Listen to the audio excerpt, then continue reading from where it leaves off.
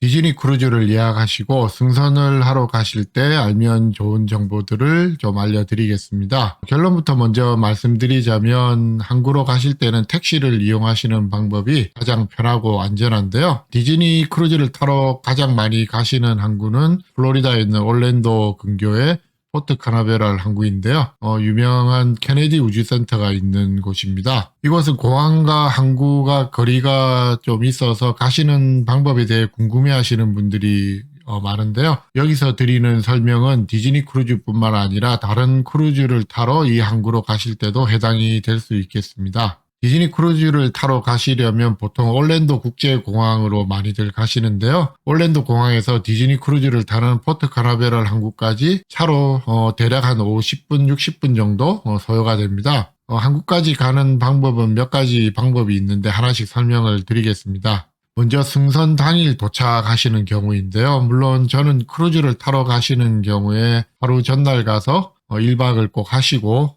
그 다음날 안전하게 승선하시는 걸 항상 권해드리는데요. 만약 당일 도착하신다면 두 가지 다른 방법이 있겠습니다. 첫 번째는 디즈니 버스를 타시는 방법인데요. 편도 요금은 1인당 39불입니다. 만 3세 미만은 무료이고요. 올랜도 공항에서 가방을 찾아서 나와서 안내문에 나와 있는 디즈니 버스 승강장까지 가서 버스를 타야 하는데 디즈니 버스는 미리 예약을 꼭 하셔야 하고요. 만약에 4인 가족이 디즈니 버스를 타신다면 총 요금은 156불이 되는데 그러면 차라리 택시를 타시는 게 더 빠르고 더 편하게 가실 수 있는 방법이고 요금 면에서도 그렇게 차이가 나지를 않습니다. 그래서 저는 택시를 예약해서 타시는 방법을 더 권해드리는데 디즈니 버스라고 해서 뭐 아주 특별한 건 없기 때문에 저는 3인 가족 이상은 택시를 더 권해드립니다. 택시 요금은 뭐 택시 회사마다 약간씩 다르긴 하지만 팁을 포함해서 대략 한 130불에서 160불 정도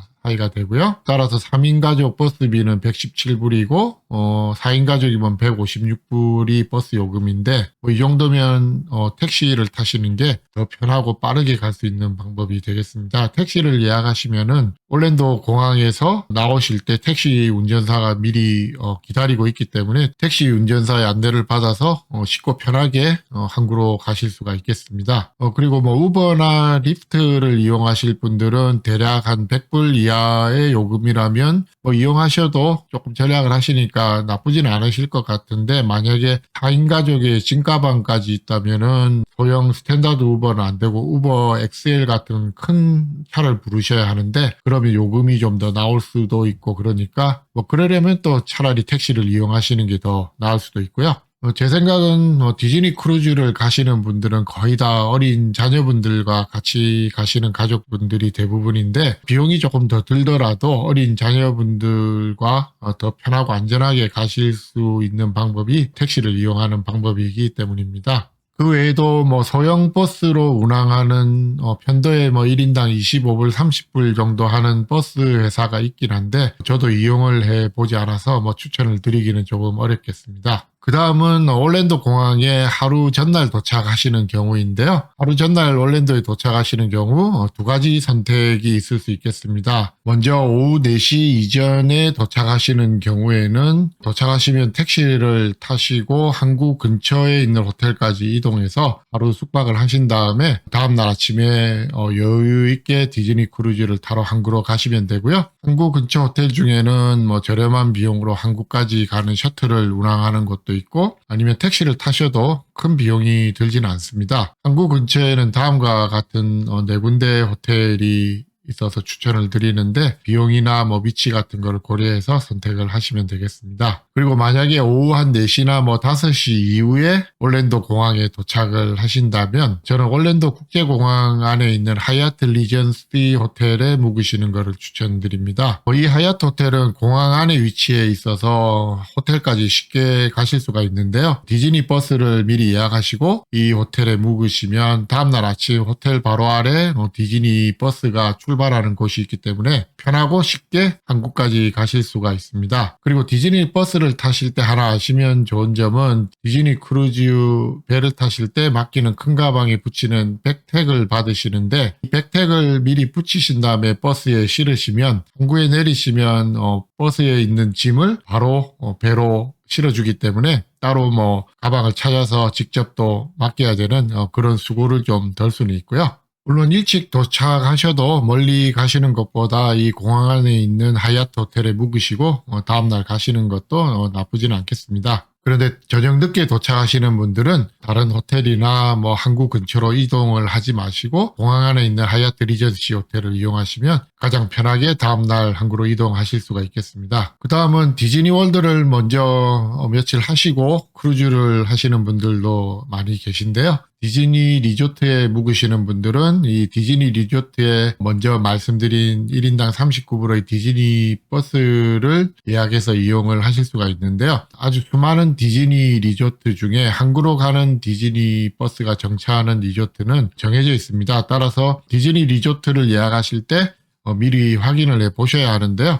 이 디즈니 리조트에 묵으셔도 3, 4인 가족 이상이면 택시를 불러서 타시는 게 훨씬 편하면서도 빠르고 비용 면에서도 별 차이가 나지는 않습니다. 단 택시 요금은 올랜도 공항에서 항구로 가는 택시 요금보다 이 디즈니 리조트라든지 유니버설 스튜디오 등 올랜도 다른 지역에서 항구로 가는 택시비는 좀 더 비쌉니다. 마지막으로는 올랜도에서 차를 렌트해서 다니시는 분들이 계신데 미리 올랜도 지역에 가서 렌트카로 다니셨던 분들은 렌트카 회사에 따라서 뭐 약간 다르지만 미국에 있는 거의 모든 대형 렌트카 업체들은 올랜도 항구 근처에 사무소가 있기 때문에 승선하시는 날 항구 근처에 있는 렌트카 사무실로 가서 차량을 반납하시면 렌트카 사무소에서는 항구까지 가시는 셔틀버스를 무료로 제공을 해드립니다. 이렇게 하시면은 승선하러 가시는 날 항구까지 가는 교통 비용이 렌트카 비용에 포함이 되니까 꽤 절약을 하실 수가 있는데요. 보통 렌트카를 올랜도 공항에서 많이 빌리시는데 항구 근처에 반납을 하셔도 같은 플로리다 지역이기 때문에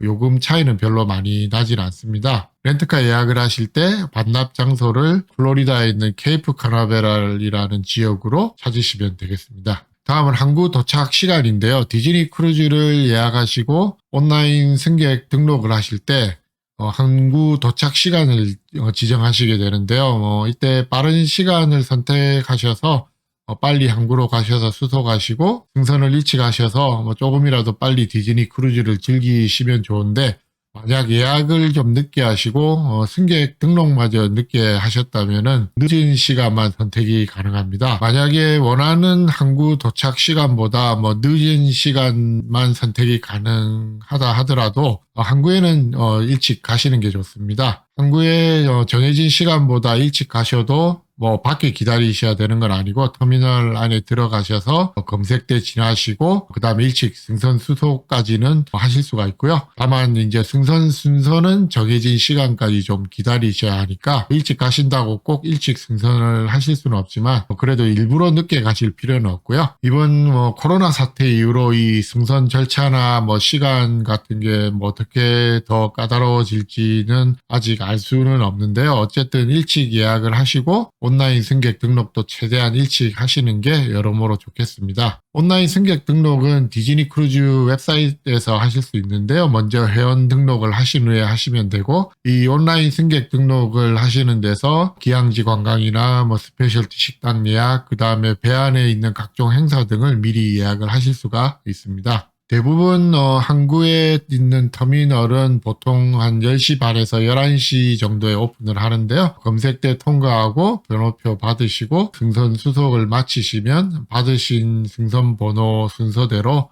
기다리셨다가 승선을 하시면 되겠습니다. 항구에서 잘 수속을 마치시고 드디어 이제 승선을 하시게 되면은 다른 뭐 크루즈 배들과 마찬가지로 배 안에서 점심 식사를 하시게 되는데요. 뷔페 식당 카바나로 가실 수도 있지만 아무래도 아주 혼잡하기 때문에 저는 디즈니 드림이나 판타지오를 타신다면 3층 뒤편에 있는 애니메이터 팔러스로 가서 점심 식사를 하시는 게 좀 더 한가롭게 하실 수 있기 때문에 권해드리고요. 만약에 뭐 컨시어지 선실이나 뭐 그런 선실 이상을 예약을 하셨다면 인챈티드 가든으로 가서 점심 식사를 하실 수가 있습니다. 만약에 디즈니 원더홀을 타신다면 트라이톤 식당으로 가셔도 되고 디즈니 매직홀은 루미에르 식당으로 가셔서 점심 식사를 하시면은 혼잡한 뷔페 식당을 좀 피하실 수가 있는데요. 마찬가지로 디즈니 원더나 매직호의 컨시어지나 뭐 스윗 같은 선실을 예약하신 분들은 티아나스 플레이스나 뭐 라푼젤 로얄 테이블로 가서 점심 식사를 하실 수 있겠습니다. 점심 식사를 하신 후에 배 구경도 하시고 수영복을 챙겨 가셨다면 뭐 자녀분들하고 수영장에 가서 즐겁게 노시면 되는데 배가 출발하기 30분 전에는 비상훈련인 머스터 드릴을 하니까 여기는 꼭 참석을 하셔야 되겠습니다. 머스터 드릴이 끝나고 이제 배가 출발하면서 풀장 있는 덱에서 세일어웨이 파리가 있으니까 꼭 참석을 하시고요. 여기서부터 진짜 디즈니 크루즈가 시작이 되겠습니다.